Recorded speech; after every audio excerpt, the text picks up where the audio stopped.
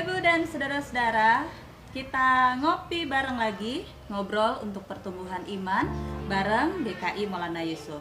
Nah, seperti kita tahu, GKI Maulana Yusuf itu juga banyak sekali anak-anak muda yang ambil bagian dan terlibat di dalam pelayanan di GKI Maulana Yusuf. Salah satunya adalah, Bapak yang satu ini. Bapak Ibu dan Saudara pasti tidak asing dengan Bapak yang satu ini. Nah, apa yang akan dia ceritakan dan bagikan kepada kita dalam ngopi bareng hari ini? Mari kita ikuti bersama-sama. Halo Bang. Halo. Iya. Boleh dong berkenalan, namanya siapa? Lalu keluarga begitu. Dan ini, biar sekalian ya. Sudah berapa lama terdampar di GKIMY? Terdampar ya. Boleh, silakan. Oke. Nama saya Bintang Tambunan. Saya itu sudah berkeluarga, istri saya Lestari, anak saya Andreas. Kemudian saya terdampar ya bahasanya di GKIM itu tahun 2000. Saya ingat tahun 2000 saya pertama sekali pijak gereja GKI Maulana Yusuf itu pada saat ibadah hari Minggu. Kemudian karena waktu itu saya cari-cari gereja kan, pertama kuliah di Bandung. Pertama karena saya dulu di rumah tante saya di Arca Manik, jadi saya dulu gereja di GKI Arca Manik. Setelah saya kos, setahun kemudian tahun 2000 saya ketemu GKI Maulana Yusuf. Nah, saya ke gereja MY, saya lihat ini gereja dekat dari kos saya. Kemudian saya pikir pas tepat lah jaraknya gitu kan. Kemudian saya lihat di pintu gereja itu ada majalah dinding begitu, itu ada pengumuman banyak tuh. Nah, ada pelayanan ini saya lihat karena saya nggak punya kawan kan di Bandung. Jadi saya lihat itu, saya pilih mana yang paling pas buat saya. Seperti itulah awalnya. Saat itu tahun 2000 itu. Oke. Bang. Ya. Dari 2010 ya? 2000. Dari 2000. Tahun 2000. Berarti udah 20 tahun. 20 tahun ya. Di GKIMY. Wah, lebih senior dari saya. Oh gitu. Oh iya. 2006. Oh iya. Oh. Okay. Nah, kalau gitu, Abang punya gambaran tentang gereja MY itu, GKIM itu kayak apa sih? Iya. Menurut saya sih gereja GKIMY itu gereja yang wawasannya luas sekali. Sifatnya umum sekali. Yang saya suka dulu GKIMY itu karena ada kata Indonesianya, jadi saya pikir semua suku di situ, semua latar belakang ada di situ. Karena gereja asal saya kan gereja kesukuan ya, HKBP. Jadi saya pikir kalau di sini saya lebih terbuka lagi, saya bisa ketemu orang di luar saya gitu kan. Jadi saya pikir ini gereja yang tepat dan memang benar. Menurut saya juga gereja GKIM itu gereja yang sangat plural. Kemudian latar belakangnya banyak sekali, orangnya macam-macam, ya kan? Sukunya juga macam-macam gitu kan. Nah, jadi gereja yang menurut saya itu GKIM itu gereja yang luas sekali, lingkupnya sangat luas sekali gitu, seperti itu. Nah, karena bermacam-macam, plural tadi ya, seperti Abang bilang, tentu punya pengalaman-pengalaman yang berkesan dong ya. Apalagi udah 20 tahun di MY. Boleh dong berbagi apa pengalaman yang berkesan selama di GKIMY? Yang paling berkesan ya, sebenarnya semua berkesan lah pasti ya. Semua berkesan, mulai dari pertama sekali pijak gereja sampai hari ini begitu kan, semua berkesan. Tapi hal-hal yang mungkin teringat begitu, saya ingat dulu waktu saya di kuliah itu kan ada naik turunnya ya. Saya merasa waktu itu kuliah saya kayaknya bakal lama sekali selesainya begitu kan. Jadi saya pergi ke gereja, di gereja itu saya belum punya kawan, masih ibadah seperti biasa gitu. Saya nggak tahu saya mau ngomong sama siapa gitu kan, mau bicara dengan siapa gitu. Akhirnya saya naik ke lantai 3 ruang ibadah itu. Saya naik ke lantai 3, saya duduk aja situ sendirian, nggak ada orang karena itu hari kerja, hari biasa. Saya duduk sendiri. Saya pikir kalau saya duduk lantai 3 artinya nggak ada orang, nggak ada yang lihat saya gitu kan. Saya duduk sendiri, ada Alkitab dulu situ. Saya buka-buka aja, saya baca-baca sendiri, nggak ada acuannya begitu. Saya baca-baca, itu saya merenung begitu. Tiba-tiba ada satu orang datang dari bawah. Aduh. Saya nggak tahu situ siapa gitu kan. Dia datang dari jarak jauh, dia senyum-senyum, terus dia mendekat, terus dia memperkenalkan diri. Dan itu adalah Mas Jarwo. Nah, di situ saya tahu ternyata Mas Jarwo itu koster kita, dan dia bilang, gabunglah di sini. Sini banyak kawan-kawan, sini banyak teman-teman. Kamu nggak akan sendirian. Itu kesan pertama saya ketemu orang di MD dan tuh Mas Jarwo, Sujarwo, almarhum. Almarhum gitu. ya. gitu. Iya, benar. Gitu.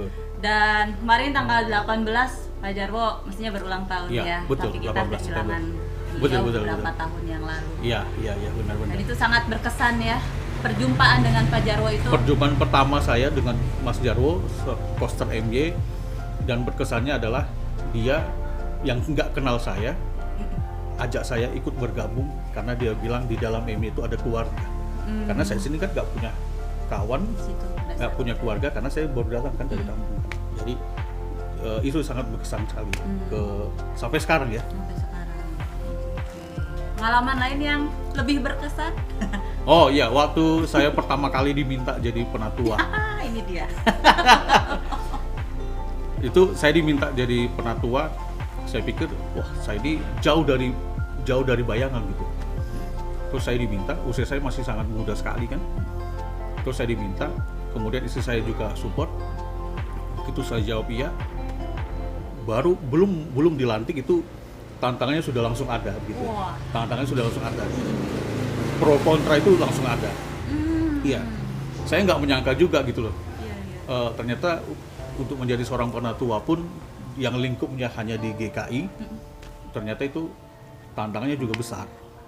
Bahkan sebelum saya dilantik itu sudah mulai ada support banyak, tantangan juga banyak, iya kan? Jadi Dari keluarga, dari luar keluarga. justru dari dalam gereja sendiri, Oh, dari lingkungan teman-teman gereja, itu yang bikin saya pikir saya sudah bicara sama Tuhan, saya minta kekuatan Tuhan untuk saya menjadi seorang penatua, berarti saya tidak boleh mundur.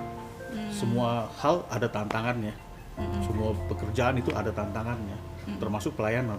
Jadi saya pikir pelayanan itu, apalagi pelayanan ya, tidak dibayar, tidak digaji, tidak ada perhitungan apa-apa situ, pure melayani kan. Betul. Jadi kalaupun ada tantangannya, yaitu saya anggap itu sesuatu yang harus saya lalui supaya saya semakin kuat, supaya saya juga tahu bersikap, supaya semakin wise juga kan. Iya. Jadi saya pikir saya harus maju terus gitu loh. Nah perjalanannya ya ternyata memang benar sampai akhir masa jabatan juga memang selalu ada tantangan-tantangan. Selesai yang satu, masuk yang satu lagi, selesai yang satu, masuk yang satu lagi, seperti itu. Tapi semua karena Tuhan jadi bisa berjalan.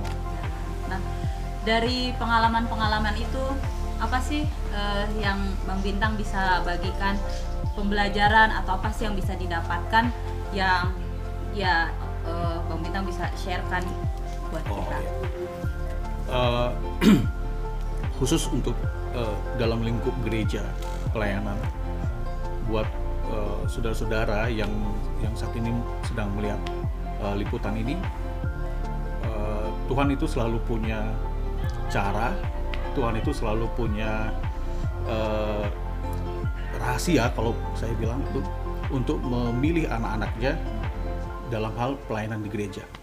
Jadi pelayanan itu kan ada yang kalau bahasanya Pak Pati itu ada yang populer, ada yang tidak populer seperti itu. Jadi apapun itu pilihannya, semua ada tantangannya. Dan selalu tantangannya dari dalam diri sendiri yang pertama sekali. Yang kesibukan lah, yang alasan tidak mampu, yang alasan merasa masih terlalu muda seperti itu kayak saya dulu kan. Tapi intinya semangat, dan satu yang lebih penting lagi menerima pada saat dipanggil. Itu memang pergumulan ada, karena ada masa pergumulan ya. Iya. Tapi dalam pergumulan itu kita coba saat teduh seperti itu, kita coba menunggu apa hikmat Tuhan itu. Nanti akan ketahuan kok di mana sebenarnya yang Tuhan mau kita ditempatkan dalam pelayanan. Dan itu tidak mudah, tidak cepat juga prosesnya. Tapi percayalah kalau Tuhan sudah tunjuk pasti jadi. Iya. Nah sekarang kan Maulana Yusuf ulang tahun nih, Bang. Iya betul. Ke Ulang tahun ke 50? 50? Lupa. 50 berapa, Bang? Nih Setiap kali saya nanya orang-orang suka nggak tahu nih. Waduh, Lupa. Lupa ya. Tuh, 53. 53 benar. 53. Ya, beberapa hari lalu 53 53 tahun, tanggal 18 September. 18 September. Ada nggak harapan bagi MY di usia yang ke-53 tahun ini? Iya. Harapan saya besar sekali pada GKI MY, gereja yang luar biasa ini, gereja yang sangat besar ini. Pendetanya hebat-hebat, penatua-penatuanya juga orang yang hebat-hebat, jemaatnya juga yang jauh lebih hebat lagi. Harapan saya sih gereja ini tetap terus bertumbuh, jemaat-jemaatnya pun bertumbuh di dalam GKI Maulana Yusuf, dan hubungan gereja dengan jemaat, hubungan jemaat gereja dengan Tuhan, semuanya harmonis. Dan mengikuti perkembangan zaman, gereja GKI Maulana Yusuf juga selalu bisa update, selalu bisa mengikuti kondisi-kondisi yang ada, sehingga gereja itu bukan sekedar gedungnya aja, tapi gereja itu seperti rumah buat jemaat-jemaatnya, sehingga jemaat-jemaat ini tidak ada yang kesasar, tidak ada yang kekurangan keluarga, tidak ada kekurangan teman, karena ada rumah. Kalau saya sebutnya ada rumah Bapak, nggak ada rumah saya ya ada rumah Bapak, begitu.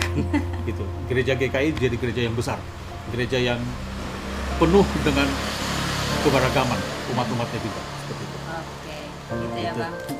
Makasih banget loh Bang Bintang untuk Saya waktunya. terima kasih juga sudah diajak wawancara. Berbagi pengalaman, karena memang tadi ya seperti Bang Bintang bilang, MY itu satu sisi gereja yang dikaruniai Tuhan berbagai karunia sumber daya Betul, manusia, betul. tapi juga ada tantangan-tantangannya. Dengan sharing pengalaman dari Bang Bintang ini, dan semoga kita semua ya Bapak Ibu yang ikut ngopi hari ini benar-benar dikuatkan bahwa tidak ada pelayanan yang mudah, tapi juga selalu ada pertolongan Tuhan Ya, selalu. yang memampukan kita melewati tantangan-tantangan itu. Persis. Bang, sukses ya buat pekerjaannya. Salam kasih. buat Katari dan Andreas. Terima Ya. kasih. Ya, Bapak Ibu dan saudara, sekian sapaan ngopi dari saya hari ini. Selamat melanjutkan aktivitas kembali. Tuhan Yesus memberkati.